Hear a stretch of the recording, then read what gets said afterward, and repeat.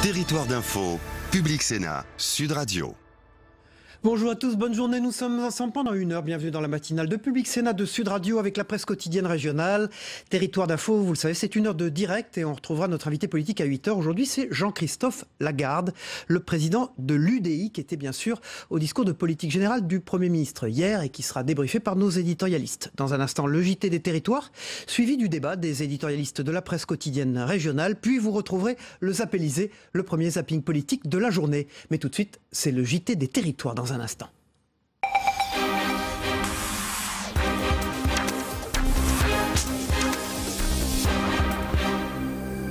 Le procès est emblématique, son verdict historique. Le 4 juillet 1987, il y a exactement 30 ans, l'ex-chef de la Gestapo de Lyon, Klaus Barbie, était condamné à la réclusion criminelle à perpétuité après avoir été reconnu coupable de 17 crimes contre l'humanité par la cour d'assises du Rhône. Direction Lyon, où une soirée de témoignages a été organisée à cette occasion. Un sujet de Bertrand Frachon pour Télé Lyon Métropole. Les enfants, les 44 enfants, c'était quoi? C'était des résistants, c'était des maquisards.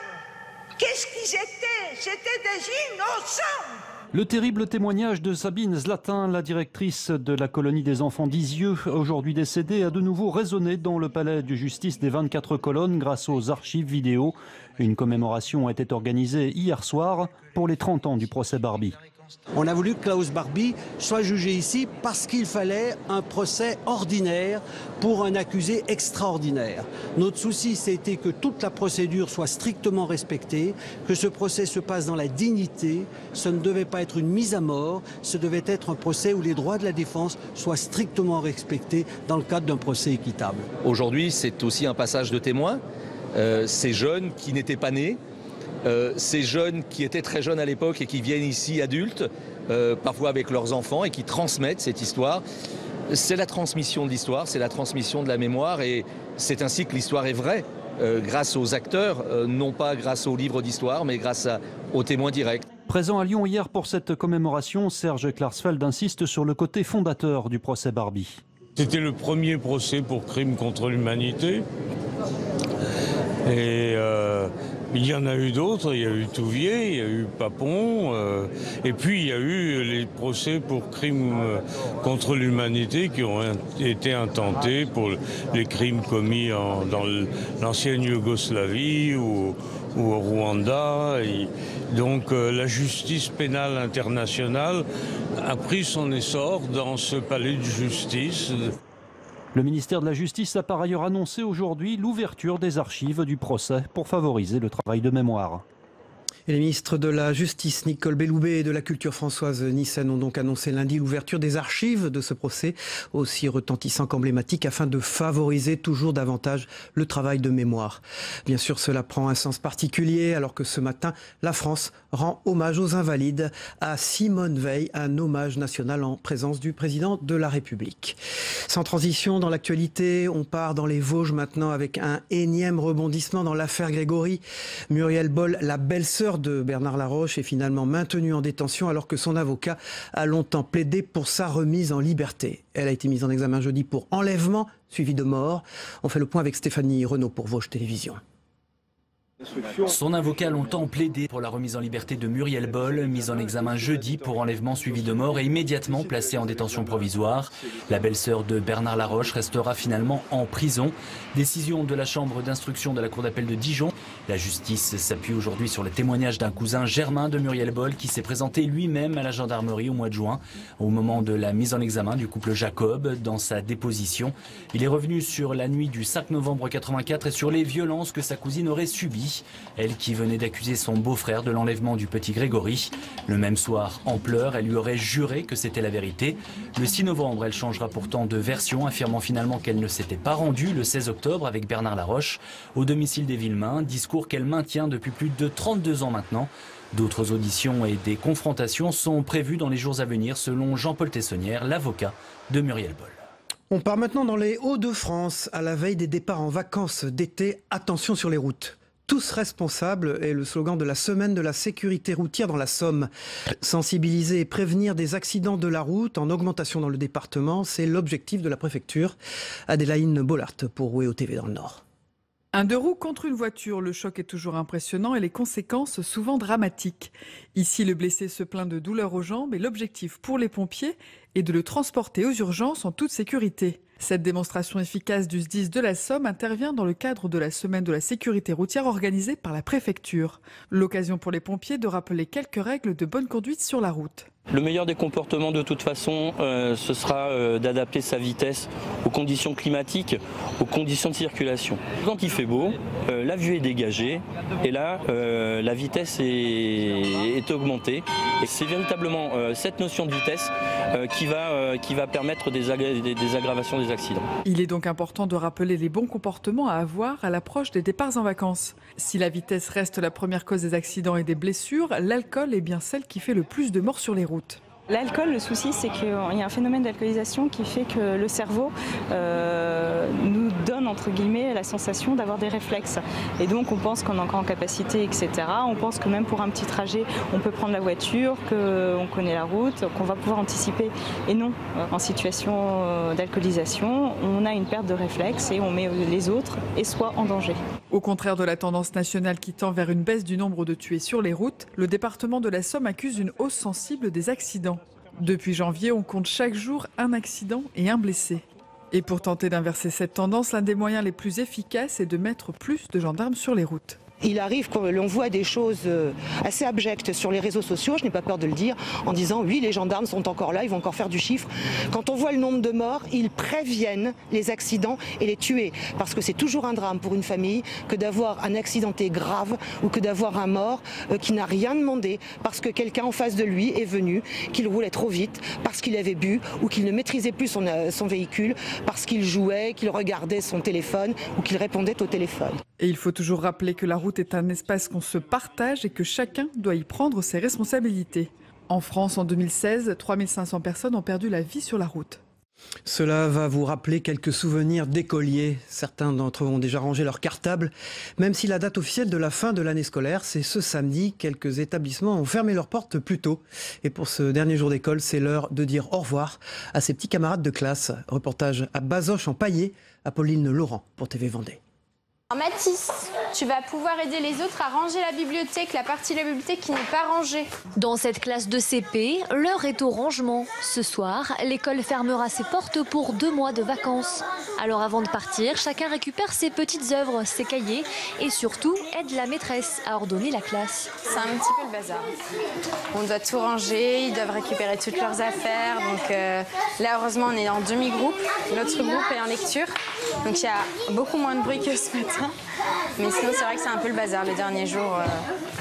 Puis en plus, ils sont fatigués, nous aussi on est fatigués. Malgré la fatigue, l'ambiance est plutôt détendue et joyeuse et chacun explique le programme de ses futures vacances. Je vais partir en vacances en bateau avec les copains et les copines de ma maman. Je vais partir à Paris pour voir mes cousines. Je vais faire 2 camps. Et pendant que les CP s'amusent, du côté des CM2, on s'active pour vider les placards. Il ne faut rien oublier car l'année prochaine, ils feront leur grande entrée au collège. Pour certains, l'émotion de quitter cette école où ils ont grandi est palpable. Pour d'autres, c'est plutôt un soulagement. Non, je suis plutôt pressée d'aller au collège. C'est bien parce qu'en 6e, on va découvrir de nouvelles choses. Le sel, ça sera mieux qu'à la cantine. Il y aura plus de copains, voilà. Ça fait bizarre parce qu'après, on va plus voir la maîtresse, on va plus voir beaucoup de personnes. C'est toujours un peu émouvant de les voir partir. J'ai certains élèves que j'avais déjà l'année dernière, donc ça fait 2 ans. Donc voilà, on s'attache forcément un peu. Donc on espère que tout va bien se passer pour la suite. Et puis on a envie d'avoir de leurs nouvelles aussi. Donc c'est vrai que c'est toujours un peu émouvant comme dernière journée. Une petite cérémonie d'adieu était organisée pour les CM2. Et avant de penser à la rentrée, place aux vacances. Pendant 2 mois, l'école sera plongée dans le silence avant de voir revenir ses élèves et leurs cartables le 4 septembre prochain. Hier, de nombreuses personnalités étaient venues rendre un dernier hommage à Louis Nicolin. Les obsèques de cet amoureux des sports et du football se sont déroulées à la cathédrale Saint-Pierre, en plein cœur de l'Écusson de Montpellier. Laurent Blanc, Roland Courbis, Guy Roux ou encore l'ancien président de la République et ami de Louis Nicolin, Nicolas Sarkozy, étaient présents. Laura Uricel et Anaïs Tourès pour TV Sud y étaient. Laurent Blanc, Roland Courbis ou encore l'ancien président de la République et ami de Louis Nicolin, Nicolas Sarkozy, ils étaient tous réunis pour rendre un dernier hommage à Loulou, l'amoureux des sports. Parmi ces personnalités, beaucoup l'ont côtoyé sur les terrains. Il y avait des déclarations qui étaient fortes, mais en tout cas on pouvait deviner le personnage. C'est quelqu'un que j'ai pu rencontrer plusieurs fois et qui était tout simplement attachant. Je suis arrivé à Montpellier à l'âge de 16 ans, ça a été un père pour moi. Et de le voir partir aussi jeune, ça fait vraiment bizarre. Je veux rester qu'avec des bons souvenirs que nous avons eus ensemble. Je crois qu'en dehors de l'aspect dramatique, c'est le personnage. On a plus souvent rigolé que pleuré. À l'image de Michel Platini aux côtés de Laurent et Olivier Nicolin, seule la famille et les amis proches ont pu assister à la cérémonie dans la cathédrale. Un hommage émouvant pour un homme qui aura marqué le monde des sports depuis son arrivée à la tête du MHSC en 1974. Quand on voit le monde qu'il y a à l'intérieur de la cathédrale, le monde qu'il y a autour ici, ça veut dire que cet homme-là a marqué son époque, a marqué sa période et bien au-delà du football, quoi. Je crois que l'importance de la foule aujourd'hui démontre l'attachement au personnage qui va laisser un vide, mais qui était un homme merveilleux. D'autres hommages sont prévus. Un match amical le 27 juillet à 7 entre l'Olympique lyonnais, club de son ami Jean-Michel Aulas, et Montpellier. Le futur stade Hérolté devrait quant à lui porter le nom de l'emblématique président. Fin de ce journal préparé par Soumaya Benaïssa. Dans un instant, le club des éditorialistes à propos du discours de politique générale du Premier ministre. Mais tout de suite, la une de vos journaux en région ce matin.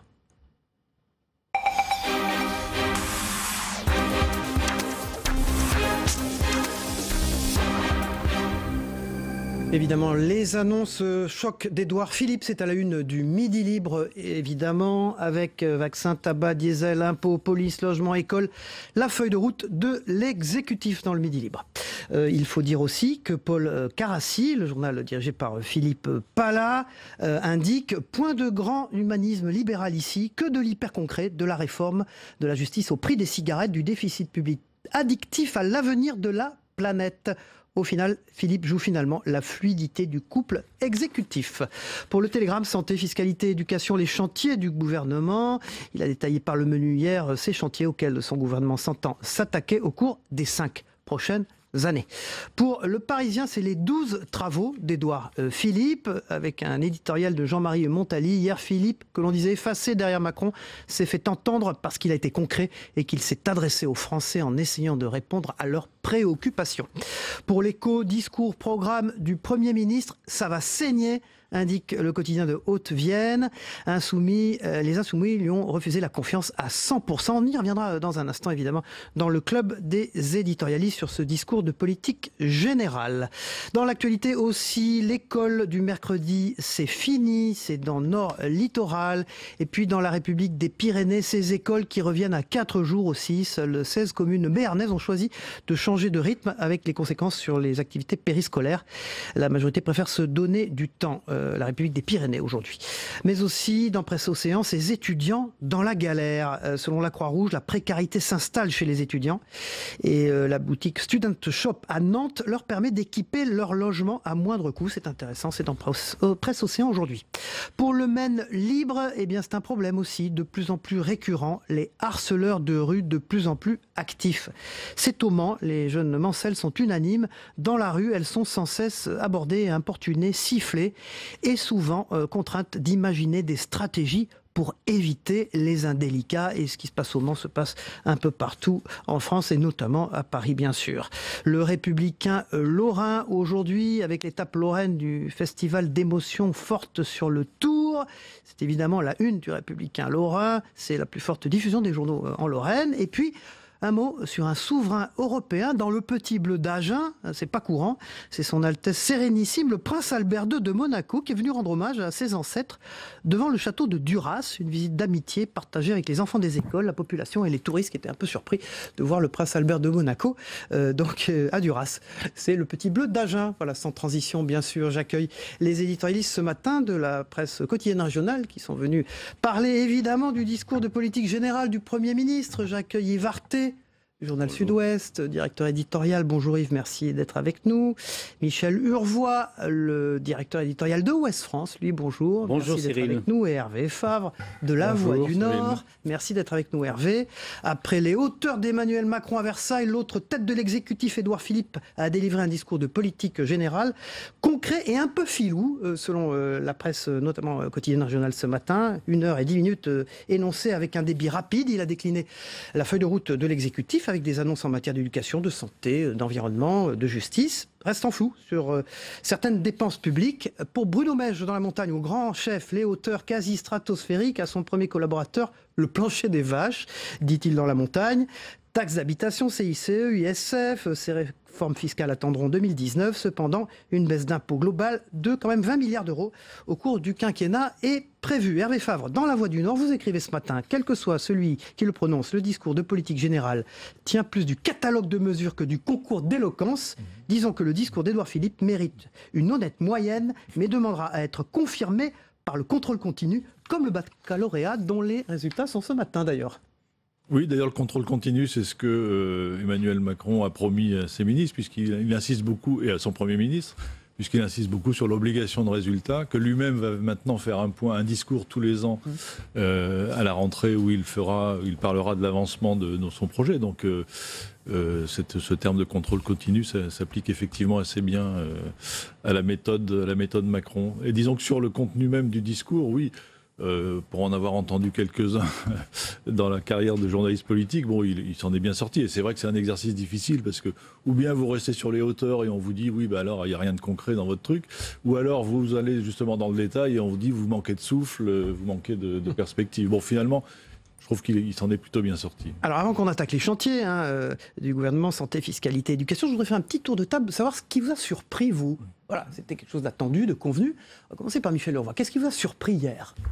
Surpris, je ne sais pas, mais amusé, c'est d'avoir entendu depuis 2 jours un certain nombre de commentateurs, pas tous, dire qu'il y avait un problème de partage des rôles entre le président et le Premier ministre. Je trouve que les choses sont hyper claires et qu'elles sont d'ailleurs parfaitement convenues et discutées entre les 2 hommes et que Emmanuel Macron fixe le cap, dessine sa France idéale et que Édouard Philippe, hier, a décliné les mesures pour atteindre les objectifs et ça s'est fait dans une parfaite fluidité, dans une parfaite clarté et il n'y a pas eu, au fond, de surprise. C'était ça la surprise, c'est qu'il n'y en a pas eu. La droite était divisée, la gauche de la gauche a fait, Jean-Luc Mélenchon a fait son Mélenchon et Édouard Philippe a décliné un discours clair, simple, sans en rajouter, mais sans ennui non plus, contrairement à certains prédécesseurs. Et Ouest France, titre, l'agenda de Philippe. Yverté, une surprise hier, quelque chose qui vous a amusé ou surpris ? Surprise non, mais amusé oui, c'est manifestement la bienveillance étant tellement à la mode qu'elle a totalement envahi l'hémicycle, parce qu'on a connu des premiers ministres qui ont eu des baptêmes de feu un peu plus difficiles et agités. Lui, bon, après, là où je trouve qu'il a dévidé quand même une liste de courses en évitant quelques problèmes, et pas simplement des problèmes d'ordre financier. Il y a des problèmes inhérents à son exercice qu'il aurait pu quand même développer. La sécurité, le problème qu'il peut y avoir avec l'islam radical, etc. Bon, qui n'ont pas d'ailleurs été développés non plus par le président de la République. On reproche au fond qu'il était un peu trop concret, Hervé Favre. Et c'est une surprise pour vous ou pas ? Voilà, c'est un peu, on ne sait pas ce qu'on veut, quoi. Mais un discours de politique générale, bon ben voilà, ça annonce un programme, donc il y a forcément un côté catalogue de mesures qu'on peut pas éviter. Moi, pour revenir sur le déroulement de la séance, qui était étonnant, effectivement, c'est l'attitude de l'opposition. Alors, elle est réduite, évidemment, à peu de choses, mais elle a été extrêmement passive pendant ce discours, alors qu'on se souvient des conditions dans lesquelles on parlait Hérault et Manuel Valls dans les mêmes conditions. Et là, et d'ailleurs ça s'est vu dans le vote de l'opposition, puisque même Christian Jacob s'est abstenu finalement. Donc on sent bien que l'opposition ne sait pas trop comment se positionner. Gêné.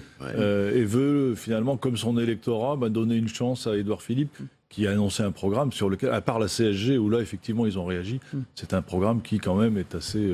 peut leur convenir. La tonalité avait été donnée par Alain Juppé vendredi, sur notre plateau Yverté. Oui, tout à fait. Oui. C'est-à-dire qu'il nous avait quand même un peu dit qu'il aurait fait quelque chose de près le même programme, et qu'il aurait même peut-être pris Édouard Philippe comme Premier ministre. Mais ce que je voulais, je ne pensais pas moi à Valls, je pensais à des séances à l'Assemblée où je n'assistais pas, mais je regardais la télévision à l'époque. Je me souviens par exemple de Bérégovoy, ça avait été une horreur ce qui s'était passé pour. C'était pas le même contexte politique. Ça n'était pas le même contexte, certes, mais enfin quand même, je veux dire que c'était une assemblée très sage quand même. Bon. Et puis bon, ces applaudissements pour tout et n'importe quoi. Ils ont même applaudi à un moment donné un échec scolaire. Enfin, on est quand même dans une situation qui frisait un peu l'unanimité béate. Je pense que le groupe avait été briefé parce que bon, le discours de Macron est tombé à plat. Il y a eu très peu d'applaudissements. Donc il fallait réussir sur Édouard Philippe, c'est ça? Oui. Michel Leroy. Mais alors, bon, ça c'est la forme. Mais sur le fond, il y a quelque chose qui ne doit pas échapper à la vigilance. C'est qu'il y a eu un rapport de la Cour des comptes qui a été commode pour rappeler l'état des finances publiques, dire qu'il manquait déjà 8 milliards cette année. Et sur le fond, donc, autant il y a un respect du projet d'Emmanuel Macron, autant il y a un différé d'un certain nombre de mesures, et notamment de mesures fiscales. Absolument. Et ce point-là est important parce que elles attendent les annonces, 2019, il y a 2019, c'est ça? Ouais, 2019 pour certaines d'entre elles, enfin l'ISF, la conversion du CICE en allègement pérenne de charges, etc. Taxe d'habitation. Donc il y a un certain nombre de différés. Bon, il y a des mesures sociales intéressantes, concrètes, palpables, immédiates pour la plupart des Français, et il y a ce différé fiscal. Et j'attire l'attention là-dessus parce que Emmanuel Macron et d'ailleurs Édouard Philippe hier ont beaucoup parlé de l'attractivité de la France. Et je ne suis pas sûr que ce différé fiscal joue en faveur de cette attractivité. Donc il y a là, je trouve, une inconnue, c'est-à-dire que pour cause de contraintes budgétaires, on ne va pas aussi loin que l'on a dit ou que l'on aurait voulu pour rendre la France attractive. C'est votre avis, Varté? Oui, j'ajouterais quelque chose de supplémentaire qui va un peu dans le sens de ce qui vient d'être dit. C'est que c'est la première fois tout de même, ça il faut le souligner, que pour un discours de ce type-là, on parle d'addiction française de la dépense publique. Et ça, c'est une réalité qui est prise en compte, qui était finalement soigneusement masquée chaque fois qu'un gouvernement entrait en piste, et finalement pour remettre des choses qui ne pouvaient pas être tenues. Au moins, ça, c'est quelque chose qu'il faut lui reconnaître, parce que d'évidence, ça va être l'une marque de fabrique de ce gouvernement. Ah oui, Favre. Moi, ce qui m'a frappé aussi en l'entendant, c'est ces constats qui se répètent de discours de politique générale en discours de politique générale. À chaque fois, on parle des 100 à 150 000 élèves qui sortent sans bagage chaque année du système scolaire. À chaque fois, on fait l'éloge de l'apprentissage, de l'alternance, du modèle allemand. À chaque fois, on fait l'éloge du tissu de PME dont on attend toujours la création en France. Et est-ce que Édouard Philippe réussira mieux que ses prédécesseurs à remplir ses objectifs? Eh bien, on attend de voir maintenant. On l'espère, parce que ce sont des constats qui se répètent. Il y a un élément qui joue en sa faveur de ce point de vue-là, c'est l'élément de la stabilité. Les investisseurs, les chefs d'entreprise, etc., aiment beaucoup la stabilité, même s'ils ne sont pas forcément d'accord. D'ailleurs, la réaction était positive ce matin avec la politique suivie, et il y a d'ailleurs des réserves sur les décisions annoncées hier, mais la perspective qu'il y ait une majorité forte pendant 5 ans, c'est quelque chose qui compte et qui peut être de nature à faciliter les choses. Est-ce qu'il a réussi son affaire, Yvarté, Édouard Philippe? Sur la forme, on a dit qu'il a chopé sur certains mots, qu'il n'avait pas une grande aisance, puis d'autres ont dit qu'il avait une certaine éloquence tout de même. Sur la forme, moi je l'ai trouvé très monocorde, mais c'est pas tellement ça le problème. Le problème, ce que je trouve, c'est qu'après avoir eu ces deux visions qui vont être complémentaires, ça, de ce point de vue-là, la face en quelque sorte aimable, quoique grandiose, stratosphérique de Manuel Valls, on a eu finalement le côté escarpé, difficile, besogneux, d'Édouard Philippe. Donc, de ce point de vue-là, le complément est parfaitement réussi. Ça, déjà, c'est quelque chose qui n'était pas gagné, parce qu'après tout, Édouard Philippe, il est devenu Premier ministre d'une majorité, enfin, représentant une majorité, parlant devant une majorité qu'il n'avait pas choisie. Il est arrivé à la suite de cette vague en marche à l'Assemblée. Donc, de ce point de vue-là, ça, c'est quelque chose qui est positif. Maintenant, sur l'attractivité de la France, je pense que ce couple qui est en train de se former, va également jouer pour l'attractivité de la France, en dehors de ce qui vient d'être dit, qui est effectivement ce socle de stabilité qui était représenté à outrance hier dans l'Assemblée. Parce que bon, si on a bien oublié le méchanchonisme d'usage qui consiste à hurler au coup d'État chaque fois qu'une action est présentée, ça a été quand même... 100% du groupe a refusé la confiance. Oui, absolument. Et avec record, ça c'est quand même inouï, record d'abstention et en même temps record du nombre de votes contre. Hervé Favre, Michel Urvois, expliquez-nous pourquoi il est resté flou sur certaines dépenses publiques. Parce que quoi, il a pas de tableau de bord suffisant aujourd'hui à ce stade.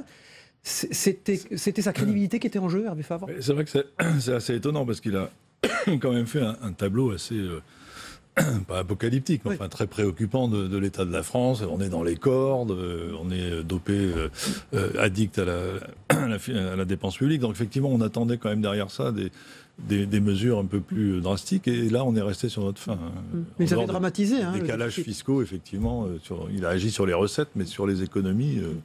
pas vraiment. Ouais, il y a deux raisons. Enfin, la première, c'est que les économies souhaitées, envisagées, demande du temps. C'est-à-dire que tout l'aspect modernisation, numérisation du secteur public est quelque chose qui va se faire, mais qui nécessite d'abord de l'argent, il faut investir, et du temps avant de produire des effets.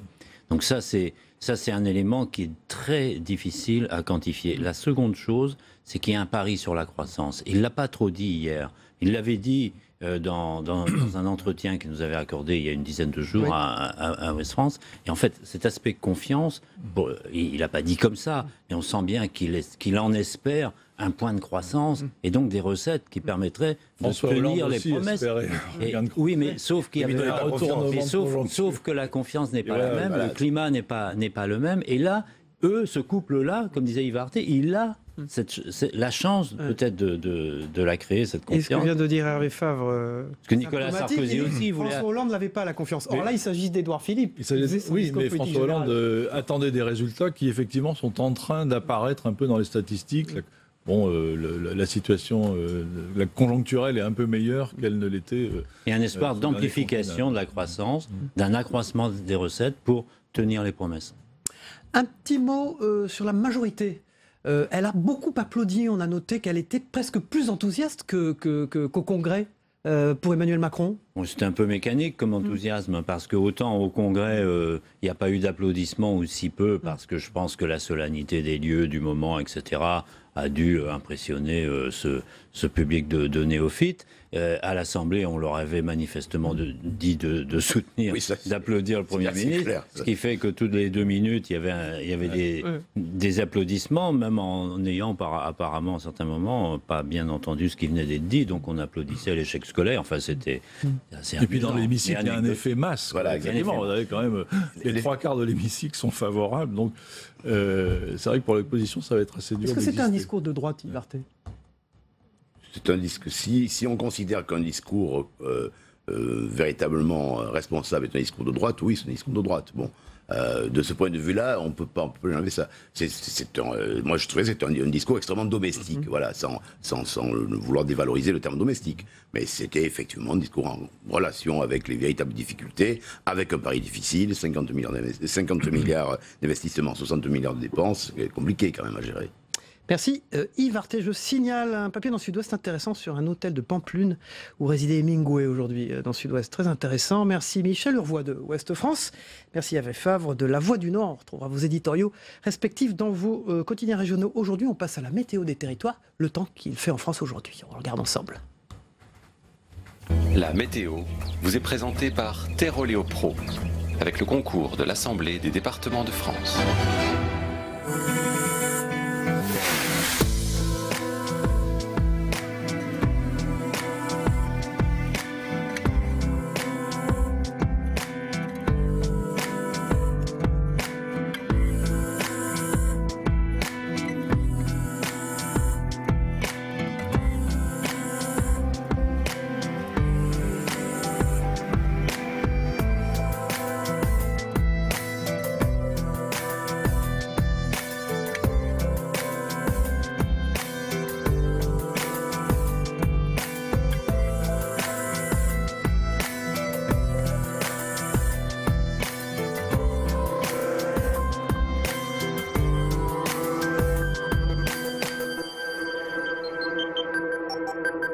C'était la météo avec Terre Pro et l'Assemblée des départements de France.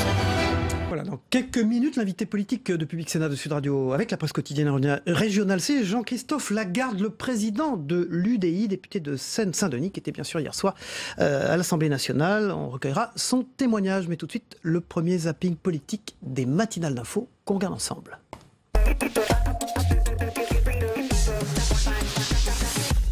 Je trouve que le président de la République, Emmanuel Macron en l'occurrence, a trouvé, jusqu'à là, nous n'en sommes qu'au début, mais la bonne place et la bonne incarnation. J'ai pas été élu pour aller écouter le président Soleil à Versailles quand il me sonne. On n'a pas du tout été convaincu par le discours du président de la République hier, qui était dans le flou artistique le plus total. Ce qui m'a toujours marqué s'agissant d'Emmanuel Macron, c'est qu'il est obsédé par le modèle américain. À coup de roulement de tambour, on nous avait annoncé une vision et en réalité, on a eu un sermon. Le président de la République nous a montré le cap. J'en suis heureux. C'est bien souvent d'un cap que nous avons manqué. Il nous a également indiqué la méthode pour y parvenir. Elle tient en 3 points. Dire la vérité, travailler avec toutes les femmes et tous les hommes de bonne volonté, obtenir des résultats concrets le plus rapidement possible. Peut-être qu'on aura un discours moins général aujourd'hui et qu'on saura quel est le projet qu'entend appliquer la République en marche. Mon objectif est de ramener le déficit sous la barre des 3% dès 2017. Il va nous faire le coup de chaque nouveau gouvernement qui entend appliquer une politique d'austérité, c'est-à-dire nous dire les comptes de la nation sont tellement catastrophiques qu'il va falloir serrer la ceinture. Il y a une addiction française à la dépense publique. Comme toute addiction, elle ne règle rien du problème qu'elle est censée soulager. Et comme toute addiction, elle nécessitera de la volonté et du courage pour s'en désintoxiquer. Après le show aérien du président hier, on était là au ras des pâquerettes avec des promesses qui sont des promesses très dures, notamment pour les classes populaires. La suppression des cotisations salariales sur l'assurance maladie et l'assurance chômage, financée par un transfert sur la CSG, redonnera dès 2018 du pouvoir d'achat à plus de 20 millions d'actifs. Si on veut augmenter ce qu'on appelle le pouvoir d'achat, le plus simple c'est quand même d'augmenter le SMIC. Parce que là, la CSG, le transfert, il va peser sur une catégorie de la population, il s'agit des retraités. Nous porterons progressivement le prix du paquet de cigarettes à 10 € en luttant sans merci contre les trafics qui minent cette politique de santé. Moi j'ai chronométré, il y a 50 minutes d'annonce de dépenses supplémentaires et même pas 5 minutes sur les économies, donc j'attends de voir comment tout cela va fonctionner. Nous engagerons la concertation sur la réforme de la taxe d'habitation qui doit contribuer d'ici la fin du quinquennat à rendre du pouvoir d'achat à l'immense majorité de nos concitoyens. Vous vous donnez 8 jours dans cette Assemblée pour disposer par le moyen des ordonnances du droit de renverser tout l'ordre public social de notre pays et sa hiérarchie des normes. 8 jours pour abolir les résultats de 100 ans de lutte et de compromis social. Sans surprise, le Premier ministre a obtenu la confiance. 370 voix pour, 67 contre et 129 abstentions. J'espère, mais je ne me fais pas beaucoup d'illusions, qu'en vous regardant dans la glace, il vous arrive de songer à vos anciens collègues dont votre nomination a contribué à la perte.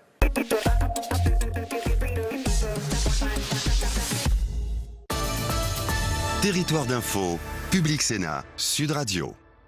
Voilà l'invité politique ce matin de Public Sénat de Sud Radio avec la presse quotidienne régionale, d'ailleurs qui diffusera cette interview sur tous ses sites internet dans l'Hexagone ce matin. C'est Jean-Christophe Lagarde. Bonjour. Bonjour. Merci d'être avec nous. Vous êtes président de l'UDI, député de Seine-Saint-Denis. Et pour vous interroger à mes côtés ce matin, Véronique Jacquier de Sud Radio. Bonjour Véronique. Bonjour à tous. Et Mickaël Zamès, le spécialiste politique de Public Sénat. Bonjour Mickaël. Bonjour. Merci d'être avec nous. Jean-Christophe Lagarde, bien sûr, vous étiez au discours de politique générale du Premier ministre hier. Est-ce que c'était d'un bon niveau et avez-vous voté la confiance ? Alors c'était d'abord un discours politique sérieux, cadré, timé au sens où il y avait un calendrier qui peut être, comment dirais-je, vraisemblablement tenu. Bon. Est-ce que j'ai voté la confiance ? Non, parce que la confiance, ça se construit. C'est bien, vous dites une chose et en fait... c'est pas parce que le discours est sérieux que je suis d'accord sur tout. Il y a beaucoup de choses que je peux partager, il y a des choses que je ne partage pas. Et je pense que la confiance, ça se construit. Qu'est-ce qui s'est passé ? La République En Marche a gagné les élections. Habituellement, quand on perd les élections, ce qui est notre cas, on s'oppose et on vote contre la confiance. On s'est dit non, on va faire différemment. On accepte de travailler, et c'est pour ça qu'on a bâti le groupe Les Constructifs, on accepte de travailler avec le gouvernement pour essayer de faire réussir la France. Et le défi, en réalité, à partir du moment où nous avons pris cette attitude, il n'est pas pour nous, il est pour eux. Il est pour Emmanuel Macron, il est pour Édouard Philippe, il est pour le groupe La République En Marche. Est-ce qu'ils s'enferment dans leur parti unique ayant la majorité absolue, ou est-ce qu'ils sont capables de travailler avec les Français? Donc vous êtes abstenu. En d'autres termes, oui, pour leur laisser cette possibilité d'ouvrir, entre guillemets, les discussions et de tenir compte des idées des autres. Quelle a été la position de l'UDI? En d'autres termes, Emmanuel Macron, lorsqu'il est élu le 7 mai et qu'il est au Louvre, il dit « Je tiendrai compte de l'avis de celles et de ceux qui ont voté pour moi au second tour mais qui ne l'ont pas fait au premier. Nous sommes ceux-là. On va voir s'ils en tiennent compte. » Et quelle a été la position de l'UDI? Parce que ça, c'est votre position. Est-ce que tous les députés UDI se sont forcément abstenus? Dans le groupe Les Constructifs Républicains UDI indépendants que nous avons bâti, les 2 tiers se sont abstenus, 1 tiers a voté pour. Parmi les députés UDI, sur la vingtaine, je crois qu'il y en a 3 ou 4 qui ont voté pour. Et sur le fait que les 3/4 des, vous savez, c'est la même républicains, chose. Oui, mais eux se soient abstenus, est-ce que quand même c'est pas dangereux de voir qu'il n'y a pas une véritable opposition? Est-ce qu'ils ne sont pas tombés dans un piège là? C'est pas suicidaire quand ils ont fait campagne sur le fait qu'il fallait être une opposition? Qu'est-ce que vous voulez que je vous dise? Je ne vais pas me mêler de ce qui se passe chez les Républicains. Mais vous étiez partenaire pendant un moment. Oui. Nous sommes alliés dans une élection, ça veut dire que chacun a aussi son indépendance. Et vous les reconnaissez maintenant, les Républicains? Ils ont une attitude qui les concerne. Je pense qu'ils ont beaucoup de débats en interne. Je pense qu'il y a un certain nombre de Républicains qui en ont assez de la dérive droitière que ce parti a connue depuis 7 ans. Je reviens simplement. Voter pour la confiance au sein de notre groupe ou s'abstenir, c'est finalement la même chose. D'aucuns disent on fait crédit et on verra, quitte à se retirer et à retirer la confiance. Les autres, comme nous, la majorité du groupe, disent tout simplement nous sommes prêts à travailler, à apporter des idées, à corriger des erreurs, à soutenir ce qui va bien. On ne va pas inventer des désaccords là où il n'y en a pas. Et quand il y aura des désaccords, on les assumera franchement. Ça s'appelle être dans une opposition ouverte, c'est ça? Ça veut dire être dans une opposition constructive pour améliorer ce qui n'ira pas, soutenir ce qui est nécessaire, combattre ce qui n'est pas. Est-ce qu'il y a encore une opposition à l'Assemblée nationale quand on entend Jean-Luc Mélenchon? Il est peut-être tout seul maintenant dans l'hémicycle. Oui, enfin, Jean-Luc Mélenchon, il est dans un show. Il n'est pas en réalité dans une opposition dans cette affaire. Je pense qu'il y aura des oppositions, en l'occurrence. Et quand vous m'interrogiez tout à l'heure sur LR, je pense que leur abstention d'hier, en tout cas pour la majorité du groupe, ne va pas durer bien longtemps. La question ensuite, c'est on fait quoi projet par projet? Je prends un exemple. Le gouvernement veut se faire habiliter pour les ordonnances sur la réforme de la loi travail. Le Premier ministre hier l'a dit. C'était le projet des Républicains. Est-ce qu'ils votent pour ou est-ce qu'ils votent contre? S'ils votent contre, il y a une incohérence, mais ils sont une opposition. S'ils votent pour, eh bien, ils auront finalement accepté que notre démarche est plus moderne que celle qu'ils avaient habituellement. Alors reprenons peut-être un petit peu ce qui a été dit hier. Les baisses d'impôts promises par Emmanuel Macron pour 2018 seront certainement reportées avant la fin du quinquennat, dit-il. Donc ça, on verra. Je pense notamment à l'exonération de la taxe d'habitation pour 80% des foyers. C'est retardé ou c'est enterré, selon vous? Écoutez, j'en sais rien, mais moi je souhaiterais que ça soit enterré parce que c'est une mauvaise réforme. Ça fait partie des désaccords et des raisons pour lesquelles je n'ai pas voté la confiance hier. Bien sûr que c'est très populaire de dire aux Français on va supprimer la taxe d'habitation. Mais c'est une double faute. Première faute, ça prive les collectivités locales de 10 milliards d'euros. Ça veut dire que l'État va compenser la première année. Mais sur 10 ans, les collectivités locales seront une fois de plus étranglées. Les collectivités locales, ce n'est pas le plaisir des élus, c'est la vie quotidienne de nos concitoyens. Deuxième faute, c'est la double faute. En réalité, ce qui se passe, et la réforme qui est nécessaire, c'est de fusionner la taxe d'habitation et la taxe foncière. Nous avons 2 impôts qui pèsent sur nos concitoyens et qui alimentent la même collectivité. La taxe foncière, qui est en réalité payée par tout le monde, par les propriétaires aux percepteurs et par les locataires à leurs propriétaires. En réalité, il y a un impôt qui tient compte des revenus, c'est la taxe d'habitation, et un impôt qui ne tient pas compte des revenus. Tout ça pour le même financement. Il faut fusionner les deux, plutôt que cette idée du président de la République qu'il a eue pendant la campagne électorale, qui a permis d'être populaire, mais qui me paraît une idée fausse. Mettons ensemble les 2 taxes d'habitation ou de foncier local, une seule taxe, on simplifie, et mettons-la sous condition de ressources, on rend les choses... Mais là, va de même pour le CICE, pour l'ISF, tout ça c'est retardé. En fait, ce gouvernement ne peut pas tenir ses promesses, c'est ce que vous êtes en train de comprendre? D'abord, le CICE, il est retardé parce que c'est pas finançable sur cette année, et parce qu'il y a les factures de Hollande. Il faudrait peut-être pas l'oublier. Il y a quand même 9 milliards de factures de démagogie que François Hollande a lancées à la fin de l'année 2016 et de l'année 2017, et qui représenteront 14 à 15 milliards l'an prochain. Évidemment que ça vient percuter le projet qui avait été présenté aux Français. Mais dans les mesures annoncées hier, est-ce que vous voyez de quoi booster la productivité, la compétitivité? Je pense que la première mesure... C'est quand même le vœu du président de la République. Oui, parce qu'il y a par exemple le fait de revenir à la moyenne européenne sur l'impôt sur les sociétés. Mais je pense que la première mesure qui permet de booster la compétitivité, c'est d'abord de simplifier, d'alléger les contraintes des entreprises, et notamment dans le domaine du droit du travail.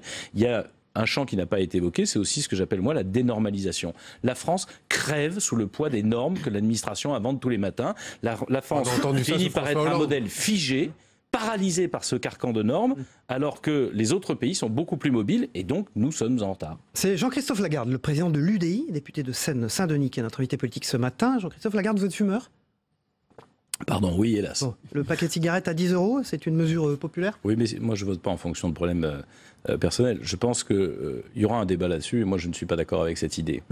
Pour une raison simple, c'est que je pense qu'il est impossible de lutter contre les trafics de cigarettes, et on le voit d'ailleurs sur toutes les zones frontalières, et qu'à 10 €, on fera plus exploser le trafic que reculer la consommation. Donc le fumeur est contre l'homme politique. Il y avait des promesses. Vice versa. Non, mais je ne mélange jamais mes sur le fait de rendre affaires personnelles, si j'ose dire. Et j'aimerais bien arrêter de fumer, oui. donc c'est pas le sujet. Et c'est pas parce qu'il sera à 10 € que les gens arrêteront. Ça peut en revanche faire exploser les trafics, et notamment les trafics. Sur le fait de rendre les 11 vaccins obligatoires, vous êtes pour ? Oui, totalement pour. Oui. Je réclamais d'ailleurs, moi je suis député de Seine-Saint-Denis, je réclamais d'ailleurs qu'on rétablisse par exemple le vaccin sur la tuberculose. Dans mon département, il y a des foyers de tuberculose qui sont réapparus ces dernières années. Il y a il le disait hier, il y a des enfants qui meurent de la rougeole dans notre pays. C'est inacceptable dans le pays de Pasteur de se retrouver ainsi à abandonner la lutte contre la maladie, la prévention contre la maladie. C'est ça un vaccin quand même. Hein. Jean-Christophe Lagarde, quand vous parliez tout à l'heure des années Hollande finalement qu'on est en train de payer aujourd'hui, quand vous voyez aussi qu'il y a eu tous ces retards annoncés sur les fameuses baisses d'impôts et sur les décisions qui ont été prises, vous croyez quoi? Qu'il y a un plan caché pour avoir des hausses d'impôts prochainement? J'en sais rien. J'espère que non. J'en sais rien. J'espère que non. La réalité, c'est que le Premier ministre a dit qu'il voulait commencer par la baisse de la dépense. C'est la seule chose qu'on n'ait jamais faite en France. Baisser la dépense, on en a parlé depuis. Il peut y arriver?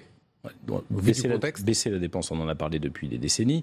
Simplement, en France, quand on dit qu'on baisse la dépense, quand tous les gouvernements précédents ont dit qu'ils baissaient la dépense, ils ont simplement augmenté moins vite que prévu. Mais c'est pas baissé. Or, nous avons un déficit financier et une dette qui mettent la France en danger. Et qui mettent la France en danger sur sa souveraineté. Je veux alerter une fois de plus, et donc le Premier ministre aura notre soutien sur ce point-là, je veux alerter, nous sommes les seuls, nous centristes, à le dire depuis 15 ans. Nous allons droit vers le chemin qui a été celui de la Grèce. C'est une question de souveraineté nationale, c'est pas pour faire plaisir à des normes, à des comptables ou à l'Europe. Nous ne pouvons pas continuer à avoir une dette de 2150 milliards d'euros rien que pour l'État, qui finalement dépend de qui? Des banques, demain du FMI et d'États étrangers. Ils nous prêteront ou ils ne prêteront pas, et c'est eux qui décideront à notre place. C'est ce qui se passe pour la Grèce, regardez. Et moi, je ne veux pas de cet avenir-là pour notre pays. Ça vous a pas gêné, justement, hier, que Édouard Philippe ne donne pas la priorité à la réduction de la dette d'une façon plus efficace que la façon dont il en a parlé? Je pense qu'il faut marcher sur deux pieds. Il y a un problème de relance de compétitivité, parce que plus de compétitivité, c'est plus de croissance, c'est plus d'emplois, et c'est donc plus de rentrée dans les caisses de l'État. Deuxième chose, on a besoin effectivement de réduire la dépense publique, et notamment réduire la dépense publique inefficace ou celle dont nous n'avons tout simplement pas les moyens. C'est assez simple à comprendre.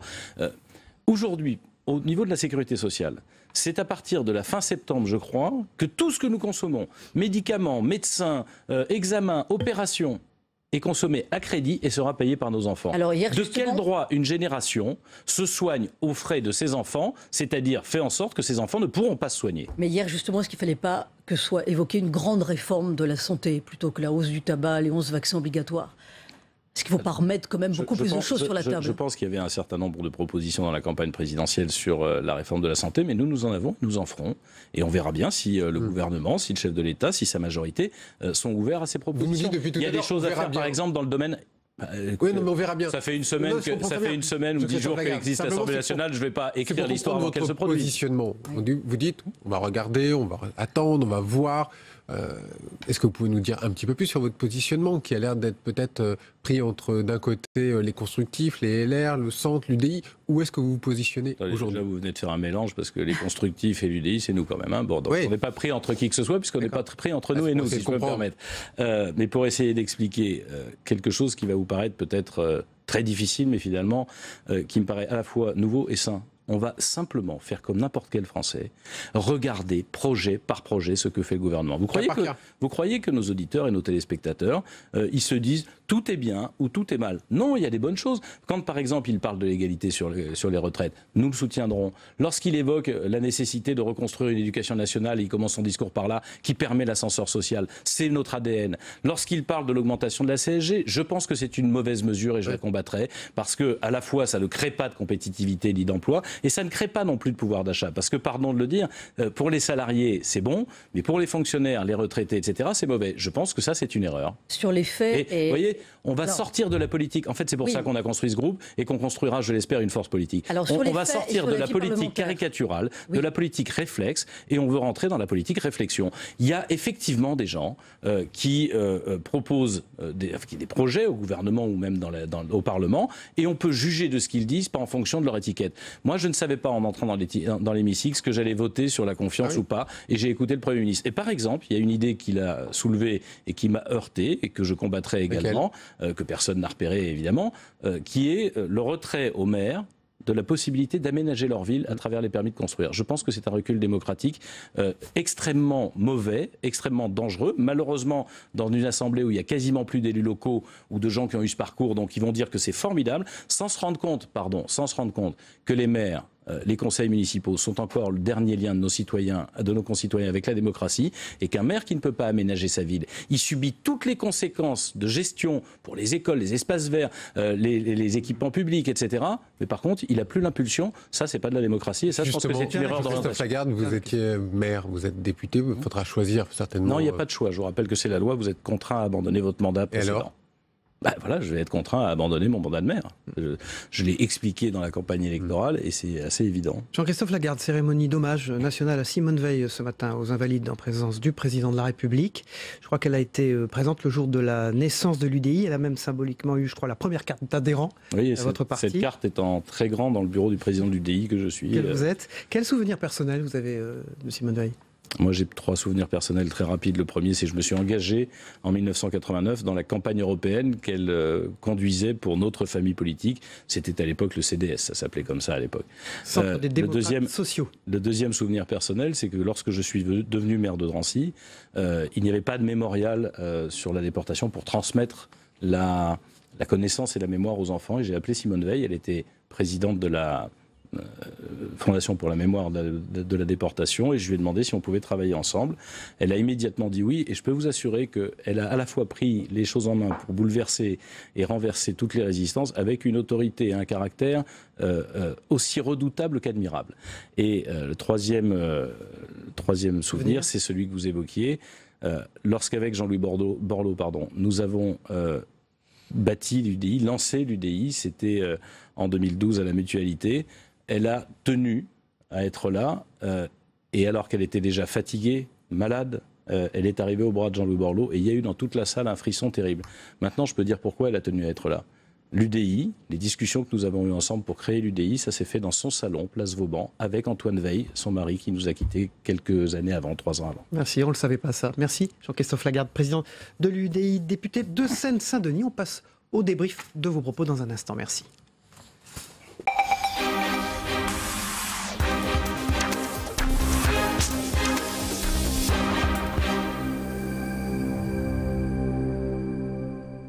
Voilà, Jean-Christophe Lagarde, notre invité politique, quitte ce plateau et font leurs entrées, comme chaque mercredi de la semaine. Denis Jambard. Bonjour Cyril, bonjour Yves, bonjour à tous. Bonjour directeur de la rédaction du Figaro, adjoint. Adjoint. Non, mais je dis adjoint à la fin. Monsieur est observateur. Je dis ça à la fin. Il a de la mémoire. Denis ce matin. On passe au débrief des propos de Jean-Christophe Lagarde et de l'actualité, donc le discours de politique générale du Premier ministre.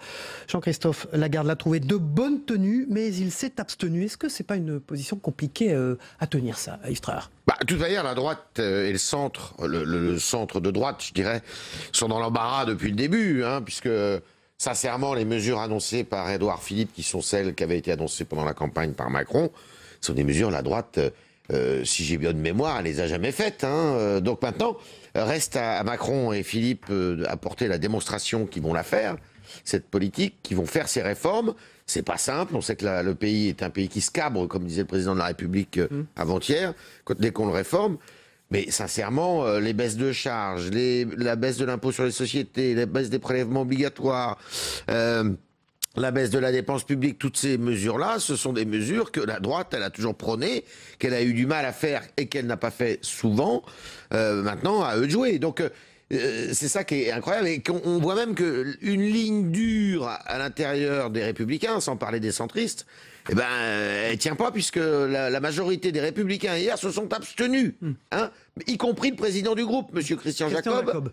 Christian Jacob, et y compris Éric Woerth, qui est quand même plutôt un rigoriste. Hein. Denis Jambard, Jean-Christophe Lagarde, notre invité ce matin, a dit « On ne va pas inventer des désaccords quand il n'y en a pas ». Bah oui, il a raison. C'est ce que vient de dire Yves. D'une certaine manière, on peut l'imaginer en nommant Édouard Philippe. Le président de la République a pris la droite sur sa droite. Donc elle est en tenaille et elle n'avait pas vraiment le choix, sinon de s'abstenir. Elle peut évidemment récuser un certain nombre de mesures, comme vient de le rappeler Jean-Christophe Lagarde, mais globalement, en effet, notamment sur la marche économique du pays, eh bien, la droite, elle est coincée. Elle n'a pas le choix. Sinon, elle se serait renier si elle votait contre ça. Donc, après, c'est dans l'exécution. Parce que si on a un Jupiter à l'Élysée, ça devient une banalité de le dire et peut-être il faudrait arrêter. Maintenant, on a les 12 travaux d'Hercule on a Hercule à Matignon parce que il est au pied du mur et il l'a dit lui-même. J'ai pensé à Fillon d'ailleurs en l'écoutant. Rappelez-vous, Fillon avait dit en septembre 2007 « J'ai hérité d'un État en faillite ». Et le Premier ministre nous a dit que la France est comme un boxeur pris dans les cordes et qui n'a plus d'esquive possible. Et la question, c'est, va-t-il pouvoir maîtriser la dépense publique? C'est un effort en réalité considérable. Sur le budget à venir, si je ne me trompe, c'est 17 à 18 milliards d'économies à faire pour respecter les 3%.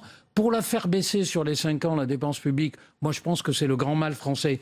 Si c'était la réponse absolue, comme le disent les gens des Insoumis, que j'ai entendu après, toujours plus de dépenses publiques, si la réponse était la dépense publique, la France serait le meilleur élève du monde en matière d'emploi, de croissance, etc. Non, nous sommes le pays qui a le plus de dépenses publiques et nous sommes le pays le plus à la traîne en Europe. Et donc, c'est une vraie difficulté, d'autant que les mesures qu'annonce le Premier ministre font que la croissance ne va pas repartir de manière rapide. Hein. Ce qui fait mal va être un peu repoussé à 2019, on a compris. Oui, mais c'est repoussé, mais ça va être voté avant. Donc, non, mais ça, c'est une manœuvre, c'est assez habile. On fait voter et on retarde. Ben voilà, mais je dirais que, vous savez, ça fait partie de la politique politicienne. Ce qui est sûr, c'est que, vous savez, Nicolas Sarkozy avait théorisé les 100 jours. Il fallait tout faire tout de suite, dès le début, tout ça. Et là, hier, j'ai trouvé que Édouard Philippe, eh bien, il prenait une politique du temps long, justement. Il y a oui, mais sous la contrainte. 5 ans. Sous la contrainte. Oui, sous la contrainte, évidemment, mais il a dit toujours, il y avait 2 formules qui revenaient sans arrêt sur toutes les mesures, d'ici à 2022 et d'ici à la fin du quinquennat, sur toutes les mesures. Il n'y en a qu'une qui, finalement, va être actée, enfin, surtout mise en application en 2011, c'est la réforme du bac. Et la CSG dès le 1er janvier. Dès le 1er janvier. Mais le reste, c'est évidemment sur 5 ans qu'ils vont travailler. Je pense que d'ailleurs c'est assez raisonnable, parce qu'ils peuvent pas tout faire dès le début. Santé, fiscalité, éducation, il manquait rien hier dans le discours de politique générale du Premier ministre Denis Jambard. Il était réussi de ce point de vue-là. Le sport. Il ne nous a pas parlé des Jeux Olympiques. Si, il l'a dit. Ah, il l'a évoqué. Non, je crois qu'il y avait à peu près tout. Moi, j'ai trouvé que c'était un discours de qualité, dru, dense, avec un Premier ministre assez ému d'une certaine manière. Belle introduction. Ses notes. Belle introduction. Belle introduction. Non, j'ai trouvé que c'était un discours de qualité qui tranchait par rapport au discours du président. On avait un philosophe la veille au Sénat. Là, je parlais d'Hercule, mais en fait, on avait un maçon au pied du mur. Quoi. Alors, il la truelle, il va falloir l'agiter. Hein. Un plan caché pour qu'il y ait une hausse d'impôts, c'est la question qui a été posée à Jean-Christophe Lagarde. Baisser la dépense, on en parle depuis des décennies, a-t-il dit, c'est une question de souveraineté nationale. Bien sûr. Et il l'a dit d'ailleurs, le Premier ministre hier, il a dit que le poste budgétaire, le premier poste budgétaire en France, c'est le service de la dette. C'est-à-dire, c'est les emprunts que vous remboursez. On se soigne sur la tête de nos enfants. Évidemment, ça, mais c'est pas nouveau d'ailleurs. Hein, et le problème de la France, c'est qu'elle doit impérativement baisser le niveau de son endettement. Et tout ça, ça se résout par la baisse des déficits aussi. Et en plus, on a un problème majeur, et ça, je trouve que on n'en parle pas assez et que Macron est un peu léger là-dessus. Il y a une forte chance que les taux d'intérêt remontent. Fort risque, je dirais. Pardon ? Un fort risque, pas bien sûr. Oui, un fort risque que les taux d'intérêt remontent. Et si les taux d'intérêt remontent, ça veut dire que l'argent sera plus cher. Et donc que la dette va encore se creuser. Et c'est vrai qu'on a un niveau de dette qui est très supérieur au niveau à celui de nos voisins, et que c'est un véritable souci. C'est-à-dire que on consacre plus d'argent à rembourser nos dettes qu'à mettre dans l'éducation, à mettre dans notre défense, à mettre dans notre santé. C'est terrible. Denis Jeanbert, on peut reconnaître d'ailleurs à Jean-Christophe Lagarde et à ses amis d'avoir été préoccupés très tôt de ces problématiques-là. Oui, bien sûr, mais j'espère que Emmanuel Macron était préoccupé aussi. Il ne faut pas oublier qu'il était encore ministre de l'économie à la fin du mois d'août 2016. Et donc, il connaissait parfaitement la situation économique. Moi, je voudrais simplement rajouter... Il va être obligé de trahir, et il a déjà trahi un de ses engagements. Il avait dit que le transfert de la CSG à la CSG des charges salariales ne coûterait rien à une grande partie de la population, et notamment les petites retraites, puisque ça va s'appliquer à partir de 1 200 €. Hein, l'augmentation de la CSG ne leur coûterait rien, puisqu'il y aurait abolition de la taxe d'habitation. Eh ben, ces gens-là, d'ici en 2018, 2019 et 2020, vont trinquer avant d'avoir une baisse de pouvoir d'achat. On reste sur tout comme les fonctionnaires, la phrase d'Yves Tréhard, ils vont trinquer. Merci Yves Tréhard, directeur adjoint de la rédaction à la vôtre. Merci Denis Jeanbert. Denis ce matin. Il boit très tôt, vous savez. On passe aux zappes Élysée. Premier zapping politique. Des matinales d'infos tout de suite, on le regarde.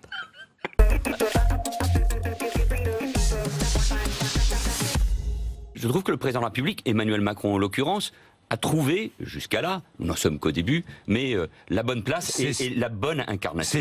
J'ai pas été élu pour aller écouter le président Soleil à Versailles quand il me sonne.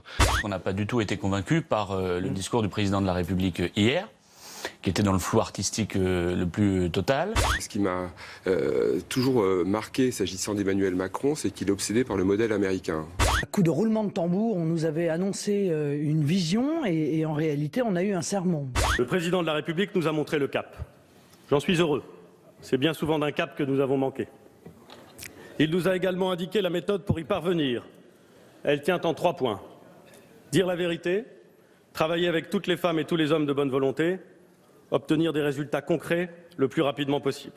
Peut-être qu'on aura un discours moins général aujourd'hui et qu'on saura quel est le projet qu'entend appliquer la République en marche. Mon objectif est de ramener le déficit sous la barre des 3% dès 2017. Il va nous faire le coup de chaque nouveau gouvernement qui entend appliquer une politique d'austérité, c'est-à-dire nous dire les comptes de la nation sont tellement catastrophiques qu'il va falloir serrer la ceinture. Il y a une addiction française à la dépense publique. Comme toute addiction, elle ne règle rien du problème qu'elle est censée soulager. Et comme toute addiction, elle nécessitera de la volonté et du courage pour s'en désintoxiquer. Après le show aérien du président hier, on était là au ras des pâquerettes avec des promesses qui sont des promesses très dures, notamment pour les classes populaires. La suppression des cotisations salariales sur l'assurance maladie et l'assurance chômage, financée par un transfert sur la CSG, redonnera dès 2018 du pouvoir d'achat à plus de 20 millions d'actifs. Si on veut augmenter ce qu'on appelle le pouvoir d'achat, le plus simple, c'est quand même d'augmenter le SMIC. Parce que là, la CSG, le transfert, il va peser sur une catégorie de la population, il s'agit des retraités. Nous porterons progressivement le prix du paquet de cigarettes à 10 € en luttant sans merci contre les trafics qui minent cette politique de santé. Moi j'ai chronométré, il y a 50 minutes d'annonce de dépenses supplémentaires et même pas 5 minutes sur les économies, donc j'attends de voir comment tout cela va fonctionner. Nous engagerons la concertation sur la réforme de la taxe d'habitation qui doit contribuer d'ici la fin du quinquennat à rendre du pouvoir d'achat à l'immense majorité de nos concitoyens. Vous vous donnez 8 jours dans cette Assemblée pour disposer par le moyen des ordonnances du droit de renverser tout l'ordre public social de notre pays et sa hiérarchie des normes. 8 jours pour abolir les résultats de 100 ans de lutte et de compromis social. Sans surprise, le Premier ministre a obtenu la confiance. 370 voix pour, 67 contre et 129 abstentions. J'espère, mais je ne me fais pas beaucoup d'illusions, qu'en vous regardant dans la glace, il vous arrive de songer à vos anciens collègues dont votre nomination a contribué à la perte. Fin de Territoire d'Info, on se retrouve demain matin pour une nouvelle matinale télé. Bonne journée à tous.